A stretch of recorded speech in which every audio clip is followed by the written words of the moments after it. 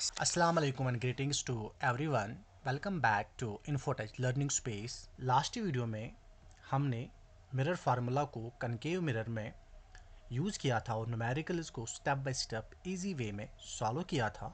इस वीडियो में हम कन्वेक्स मिरर की न्यूमेरिकल्स को सॉल्व करेंगे step by step simple and easy way में।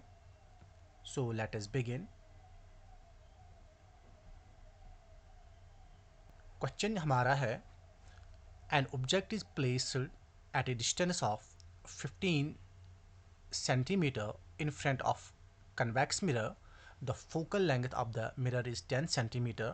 Find the image distance and the nature of image. सबसे पहले क्वेश्चन को समझ लेते हैं। क्वेश्चन में object in front of mirror दिया हुआ है। Object is placed in front of mirror. Object in front of mirror दिया गया है और मिरर की टाइप कौन सी है? मिरर की टाइप कन्वेक्स मिरर है। तो यहाँ पे जो ऑब्जेक्ट में गिवन है, object is placed at A distance of 15 centimetre in front of a convex mirror. Mirror की टाइप कौन सी है? कन्वेक्स मिरर है। दूसरा जो ऑब्जेक्ट है ये इन फ्रंट ऑफ मिरर है।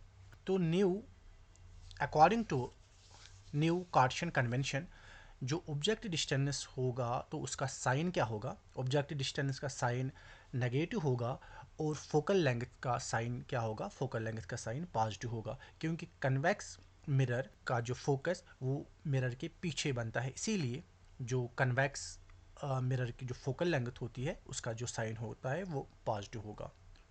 तो late us begin. Step by step शुरू करते हैं इस न्यूमेरिकल को सॉल्व करने के लिए। तो सबसे पहले हम आइडेंटिफाई करेंगे मिरर को। तो हमने आइडेंटिफाई किया मिरर को, कौन सा मिरर है? ये मिरर जो है द गिवन मिरर इज, वो कौन सा है? हमारे पास है convex mirror. As per rule हमें कहता है कि जो कन्वेक्स मिरर होता है, कन्वेक्स मिरर की जो फोकल लेंथ होगी, तो इस केस में जो फोकल लेंथ होगी तो वो होगी पॉजिटिव। जो उसका साइन हम लेंगे इसमें, तो फोकल लेंथ का जो साइन लेंगे वो हम पॉजिटिव लेंगे। स्टेप सेकंड में हम आइडेंटिफाई करेंगे पोजीशन ऑफ ऑब्जेक्ट को कहाँ पे रखा गया है। तो ऑब्जेक्ट को रखा गया है in front of convex mirror. Step third में according to new Cartesian convention, तो हम क्या लिखेंगे कि जो फोकल लेंथ है, फोकल लेंथ हम पॉजिटिव लिखेंगे, उसका साइन पॉजिटिव आएगा, और जो ऑब्जेक्ट डिस्टेंस है उसका साइन नेगेटिव आएगा। तो स्टेप फोर्थ में हम गिवन डेटा को लिखते हैं कुछ इस तरह से। एफ को हम लिखेंगे +10 सेंटीमीटर, क्योंकि यहाँ पे जो फोकल लेंथ गिवन है वो है 10 सेंटीमीटर। तो हमें यहाँ पे इम्पॉर्टेंट क्या है? इम्पॉर्टेंट है पॉजिटिव साइन। जो 10 है, 10 से पहले हमें पॉजिटिव साइन लिखना है, और यू का जो साइन आएगा वो आएगा नेगेटिव। तो u यहाँ पे है 15 सेंटीमीटर, यानी u है ऑब्जेक्ट डिस्टेंस, तो ऑब्जेक्ट डिस्टेंस का जो साइन आएगा वो आएगा नेगेटिव। तो ये चीज़ यहाँ पे याद रखनी है। जो फोकल लेंथ में पॉजिटिव साइन आएगा, और जो ऑब्जेक्ट डिस्टेंस है उसमें कौन सा साइन है? उसमें नेगेटिव साइन आएगा। तो ये पहले 4 स्टेप हमने किए। पहला वाला जो स्टेप किया हमने, आइडेंटिफाई हमने मिरर को किया, कौन सा मिरर है? Convex mirror. सेकंड वाले स्टेप में हमें पता है कि जो पोजीशन ऑफ ऑब्जेक्ट जो क्वेश्चन में पूछा गया है वो है इन फ्रंट ऑफ मिरर। तो न्यू कार्टेशियन कन्वेंशन के हिसाब से जो साइन कन्वेंशन है वहाँ पे फोकल लेंथ पॉजिटिव आएगी, और जो ऑब्जेक्ट डिस्टेंस उसका साइन कौन सा आएगा? नेगेटिव साइन आएगा। तो हमने डेटा लिखा, इसमें 10 सेंटीमीटर गिवन है, उसमें पॉजिटिव साइन हमने लिखा, और 15 सेंटीमीटर जो है ऑब्जेक्ट डिस्टेंस उसमें हमने नेगेटिव साइन लिखा।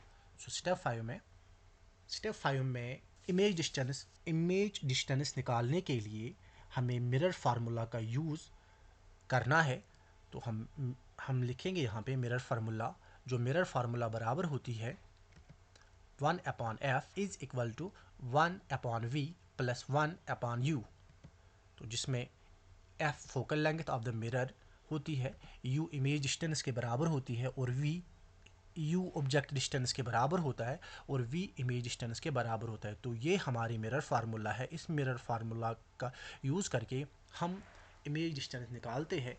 तो वो हमने लिखा 1/f is equal to 1/v plus 1/u, जिसमें f फोकल लेंथ के बराबर होता है, u होता है ऑब्जेक्ट डिस्टेंस के बराबर, और v होता है इमेज डिस्टेंस के बराबर। जो हमें निकालना है, v हमें फाइंड करना है, तो ये v जो है इमेज की डिस्टेंस हमें निकालनी है। तो स्टेप 6 में हम अरेंज करेंगे इस फार्मूला को कुछ इस तरह से।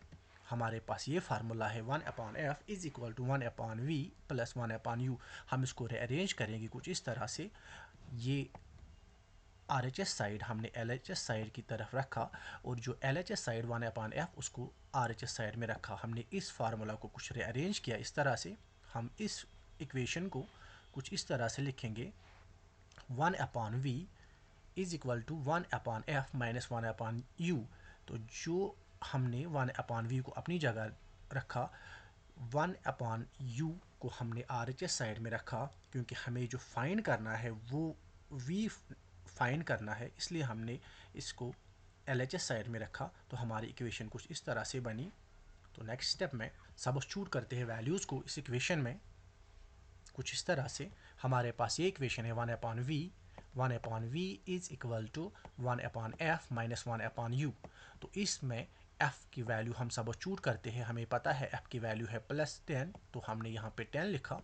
u की वैल्यू है -15, तो हमने इस इक्वेशन में इसको सब्स्टिट्यूट किया, -15 लिखा। तो हमारी जो इक्वेशन कुछ इस तरह से बन जाएगी 1/v इज इक्वल टू 1/10। यहाँ पे ये माइनस और माइनस कैंसिल हुआ, ये प्लस बन जाएगा। तो यहाँ पे 1/10 प्लस 1/15। तो हमारी इक्वेशन कुछ इस तरह से बन जाएगी 1/v is equal to 1/10 plus 1/15। अब इस इक्वेशन को हम सॉल्व करते हैं या सिंपलीफाई करेंगे, या तो क्रॉस मल्टीप्लिकेशन करके या एलसीएम करके हम इसको सिंपलीफाई करेंगे। तो हमारे पास ये इक्वेशन है 1/v is equal to 1/10 plus 1/15। ये हमारे पास इक्वेशन है। अब इसको हम क्रॉस मल्टीप्लिकेशन का यूज़ करके सिंपलीफाई करेंगे कुछ इस तरह से। 15 मल्टीप्लाई 1 हो गया 15, 10 मल्टीप्लाई 1 हो गया 10, साइन बीच में रहा प्लस का, 10 मल्टीप्लाई 15 हो गया यहाँ पे 150। तो ये हमारी इक्वेशन क्रॉस मल्टीप्लिकेशन के बाद कुछ इस तरह से बनी 15 प्लस 10 अपॉन 150। 15 प्लस 10 हमारा वैल्यू बन जाता है 25 और अपॉन 150।